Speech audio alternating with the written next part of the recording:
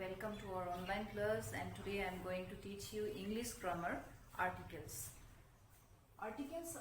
there are three types of articles, that is a, an and the. That is articles or a, and the, itinita articles বুলি কয়. Articles we can just define into two parts, that is indefinite articles and definite articles. আমি দুটা ভাগত articles ভাগ কৰিব পাৰো. এটা হল indefinite articles আৰু এটা হল definite articles. Indefinite articles of কোনবোৰ articles a আৰু n to hall indefinite articles আৰু ইপিনে definite articles of hall d to hall definite articles. তো এই দুটা হল ভাগ কৰা হৈছে articles or তাৰে হল a আৰু n to hall indefinite articles আৰু d to hall definite articles. In the next আমি গৈছো uses of indefinite articles. How we can use the indefinite articles? Indefinite articles are a and n. So number 1 point, singular countable noun or agot a ba n ব্যবহার করা হয়. এটা singular মানে হল one, single এটা,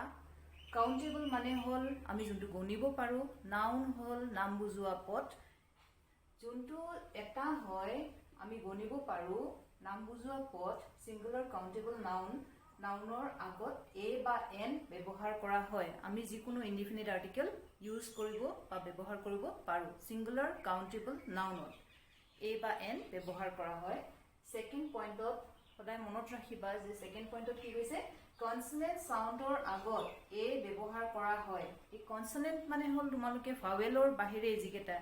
a e i o u, এই পাঁচটা ভাৱেলৰ বাহিৰে যিকেটা alphabet থাকে সেইবোৰ হল কনসনেন্ট. আৰু সাউন্ড হল মেইনলি উচ্চাৰণৰ কথা কৈছে ইয়াত, যে কনসনেন্ট সাউন্ডৰ আগত a ব্যৱহাৰ কৰা হয়. একদম সিম্পলি লৈ লোৱা যে ফাৰ্ষ্টতে বুজি লবৰ কাৰণে যে কনসনেন্ট থাকিলে, কনসনেন্ট যিকোনো ওয়াৰ্ড থাকিলে তেতিয়া কি ব্যৱহাৰ হ'ব, a ব্যৱহাৰ হ'ব.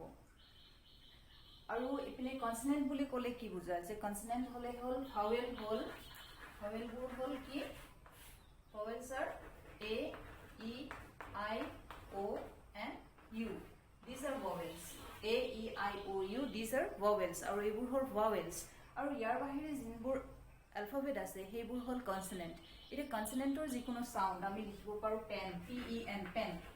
এই p টো হল consonant, p টো consonant, তাৰ আগত কি বহিব, a হে বহিব, n নবহে. সেইটো কথা কৈছে যে consonant soundৰ আগত a ব্যৱহাৰ কৰা হয়. Next question number 3, vowel soundৰ আগত n ব্যৱহাৰ কৰা হয়. এটা vowel sound কোনবোৰ, a, e, i, o, u, এইবোৰ হল vowel sound. আৰু vowel soundৰ আগত কি ব্যৱহাৰ কৰা হয় বুলি কৈছে, যে a হে বহে, সৰি n হে বহে, n ব্যৱহাৰ কৰা হয় বুলি কৈছে. কিন্তু এতিয়া মেইনলি আমি যে সিম্পলি চাব গলে যে কনসনেন্টৰ আগত a বহে, ভাৱেলৰ আগত কি বহে, n বহে. কিন্তু ইমান একদম সিম্পলি ললে সেইখিনি আমি মূৰত প্ৰথমতে সোমাই লব পাৰো. কিন্তু নেক্সট স্টেপত আমি কিছুমান উচ্চাৰণ সাউন্ডৰ ওপৰত মেইনলি আমি বেস কৰি পেলাই বস্তুখিনি জানিব লাগিব. যে এতিয়া কৈছে যে যদি ভাৱেল সাউন্ডো হয় তথাপিও তাৰ উচ্চাৰণটো যদি ইউনিভাৰ্সিটি, যেনেকুৱা তোমালোকৰ ওয়াৰ্ডছ আছে যে ইউনিভাৰ্সিটি, তো ইউনিভাৰ্সিটি সেই তেনেকুৱা ইউনিয়ন, ইউনিক, ইউজফুল, ইউৰ উচ্চাৰণটো যেতিয়া উৰ নিচিনা হয় তেতিয়া কিন্তু কি নবহিব, যে ভাৱেল হলেও তাৰ আগত কি বহিব, a হে বহিব. যদিও ইউনিভাৰ্সিটি, মই নেক্সট পাৰ্টত দেখুৱাই আছো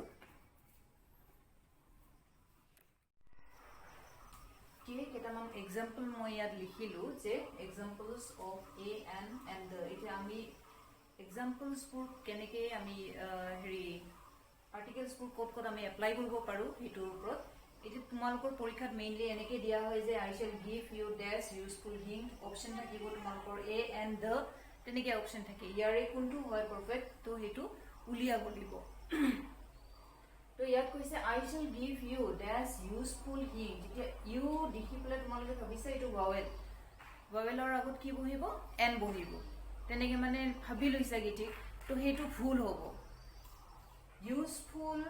যেতিয়া ইউ আমি উচ্চাৰণটো কৰাতে কি হৈছে, ইউজফুল, ইউ তেনেকুৱা টাইপৰ উচ্চাৰণ হৈছে. যেনেকুৱা আৰু ওয়াৰ্ড তেনেকুৱা টাইপৰ আছে যে ইউনিভাৰ্সিটি, ইউনিট, ইউনিফৰ্ম, ইউনিয়ন তেনেকে আমি কিছুমান ৱৰ্ড আমি পাওঁ তো সেই ৱৰ্ডবোৰৰ আগত কিন্তু ইউ থাকিলেও উচ্চাৰণটো যেতিয়া ইউৰ নিচিনা হয় তেতিয়া কি কি বহিব এহে বহিব এন নবহে ইয়াত এহে বহিব কিন্তু এন নবহে কাৰণ ইউজফুলৰ উচ্চাৰণটো ইউৰ নিচিনা হৈছে আৰু বাকিখিনি মই যেনেকৈ কৈ দিলোঁ যে কি কি বহিব পাৰে university unit European uniform unique আৰু আছে ইউনিয়ন আৰু তেনেকুৱা টাইপৰ মেইনলি ইউজফুল থিংছ তেনেকৈ থাকিব পাৰে তো সেইবোৰ ৱৰ্ডত মেইনলি কি বহিব এন নবহি পেলাই এহে বহিব নেক্সট নাম্বাৰ 2 সি বট ডেছ আমব্ৰেলা এ এন ডি ইয়াত কিন্তু সি বট কিনি আনিছে বট ডেছ আমব্ৰেলা এতিয়া ইয়াৰ কিন্তু ইউৰ নিচিনা উচ্চাৰণ হোৱা নাই আমব্ৰেলা হৈছে আমব্ৰেলা আমব্ৰেলা ইয়াত ইউ আছে এইটো তাৰমানে ডাইৰেক্ট কি ভাৱেলটো আছে সেইকাৰণে তাৰ আগত কি বহিব এ এন বহিব এন সি বট N umbrella next number 3 do not hate these people এইটো কি কৈছে do not hate বেয়া পাব নালাগে বুলি কৈছে these people poors যে do not hate the poors মানে দুখীয়া মানুহ তো দুখীয়াবোৰক মানে ঘৃণা কৰিব বা বেয়া পাব মানা কৰিছে এইটো কি আহিব এইটো ডাইৰেক্ট ডেফিনিট আৰ্টিকেল বহিব ডেফিনিট আৰ্টিকেল কি হ'ব do not hate the poor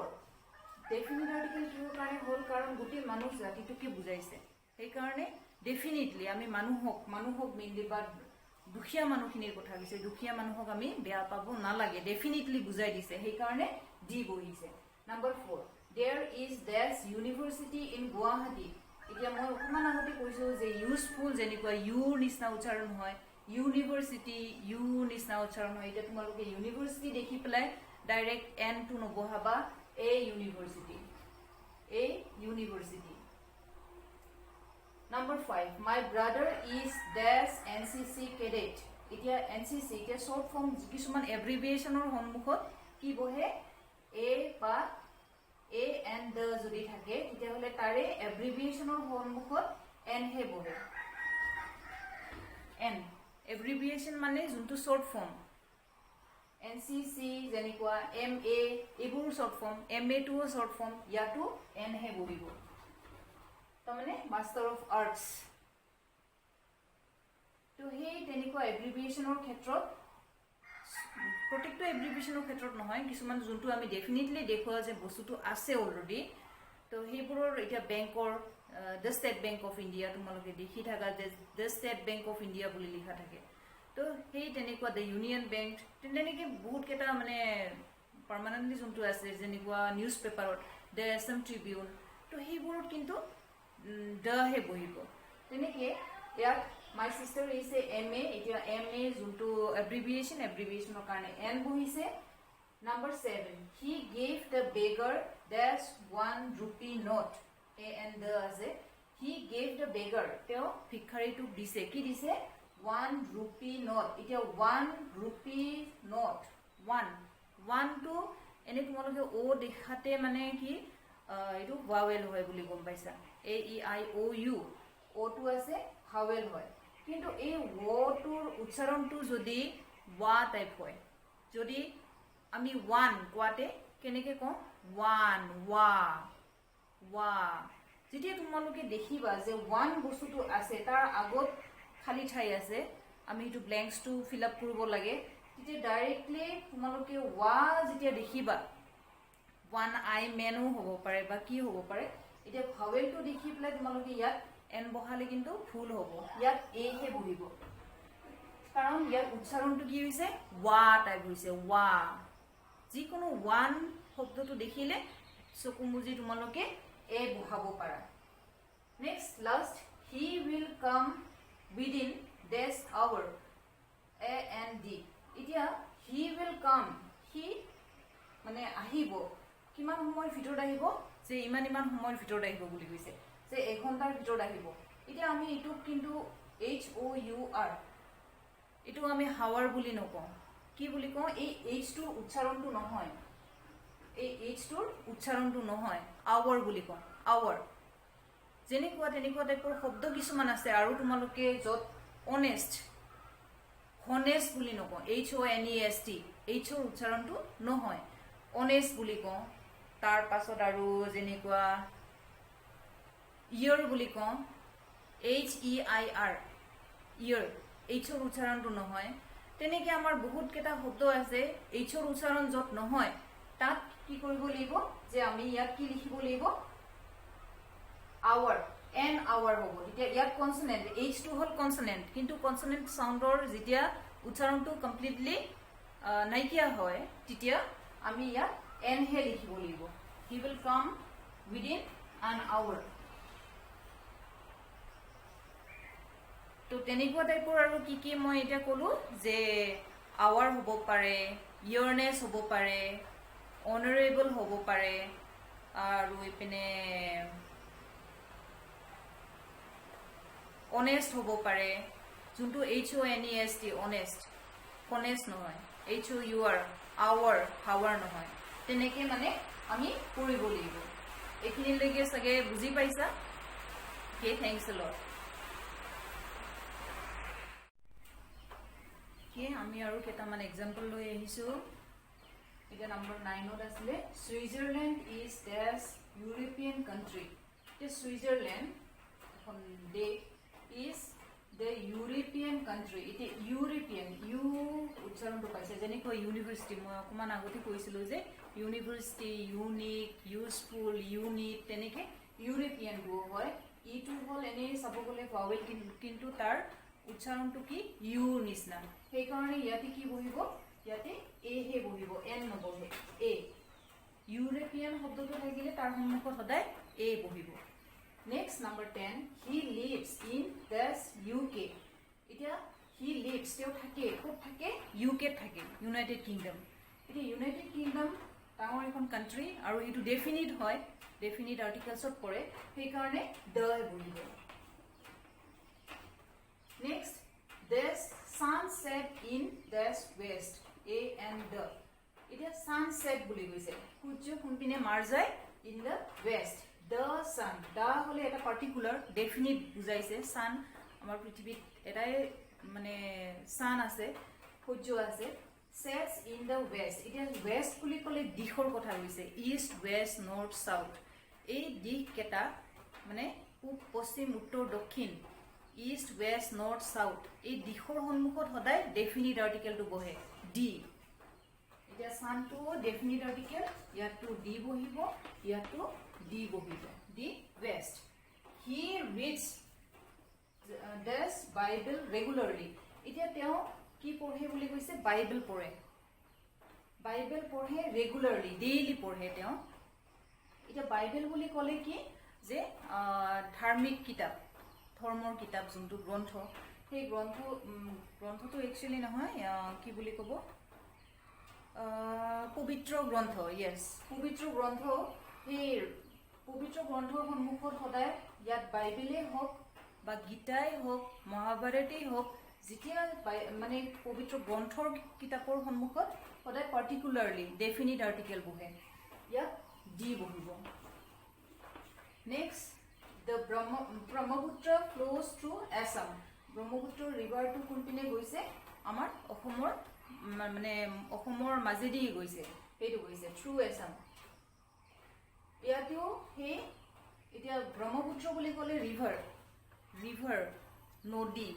সাগৰ মহাসাগৰ পৰ্বতমালা তাৰ পাছত ইপিনে হিষ্টৰিকেল প্লেস ঐতিহাসিক জেগাবোৰ তাৰ পাছত আৰু ইপিনে তোমাৰ আইল্যান্ড মানে দ্বীপপুঞ্জ আৰু ইপিনে নিউজ পেপাৰ বাতৰি কাকত জাহাজ সেই নামবোৰৰ সন্মুখত সদায় কি বহে ডি বহে এতিয়া নদীখনৰ নাম আছে ব্ৰহ্মপুত্ৰ বুলি গংগা যদি থাকে তাৰ আগতো ডি বহিব যমুনা তেনেকৈ মানে ডি বহিব ইয়াত ডি আৰ্টিকেল ডেফিনিট আৰ্টিকেলটো বহিব কাৰণ এটো পাৰ্মানেন্টলি ফিক্সলি ডেফিনিটলি আমি দেখুৱাব পাৰো সেই কাৰণে ডেফিনিট আৰ্টিকেল বহে number 14 he has to feed his family with this money he earns আৰু ইয়াত কৈছে যে নম্বৰ 14ত হি হ্যাজ টু ফিড তেওঁ মানে কি কৰিব লাগে হিজ ফ্যামিলি তেওঁৰ পৰিয়ালৰ মানুহখিনিক খুৱাব লাগে ফিড মানে হল খুওৱা খানা দিব লাগে উইথ দেয়াৰ্স মানি হি আৰ্ন আৰু তেওঁ যিখিনি টকা উপাৰ্জন কৰে সেইখিনি টকাৰে তেওঁ গোটেই ফ্যামিলিটো চলাব লাগে বা খুৱাব লাগে সেই কাৰণে আমি ডেফিনিট আৰ্টিকেলটো বহাবৰ কাৰণে এ বা এন নবহে ইয়াতো ডি হে বহিব যিখিনি ইনকাম তেওঁ কৰে সেইখিনি টকা তেওঁ ফ্যামিলিৰ কাৰণে মেইনলি কি কৰে ইউজ কৰে Number 15. This army was called in to restore peace. আৰু এতিয়া আৰ্মিৰ সন্মুখত কি বহিব এটো আৰ্মি বুলি ক'লেও এতিয়া ডেফিনিট আৰ্টিকেলটো বহে এতিয়া আমাৰ ডিফেন্স লাইনৰ বহুত কেটা ভাগ আছে পুলিচ আছে CRPF আছে আৰ্মি আছে তেনেকে বহুত কেটা ভাগ আছে এই ভাগৰে আমি দেখুৱাইছো যে পাৰ্টিকুলাৰলি কোনটো দেখুৱাইছো আৰ্মি হেতু কাৰণে ডেফিনিট আৰ্টিকেলটো বহিব D The army has called in to restore peace. তেওঁলোকে শান্তি আনিব হেতু আশা লৈছে next number 16 Thus Taj Mahal is in Agra এতিয়া ইয়াতো তাজ মহলটো ডেফিনিট আৰ্টিকেলত বহিছে সেই কাৰণে ডি হ'ব নেক্সট লাষ্ট যোনটো দিয়া হৈছে নম্বৰ 17ত cow gives us milk a and the এটা কাউ মানে হল গাই গৰুৱে আমাক কি দিয়ে গাখীৰ দিয়ে গুটি জাতিটোকে বুজাইছে যে গাই গৰুৱে আমাক গাখীৰ দিয়ে আমাক এটা কাউৰ বিষয় কোৱা নাই এটা গাই গৰুৰ বিষয় কোৱা নাই গুটি জাতিটোক বুজাবৰ কাৰণেও ডেফিনিট আৰ্টিকেল ইউজ হয়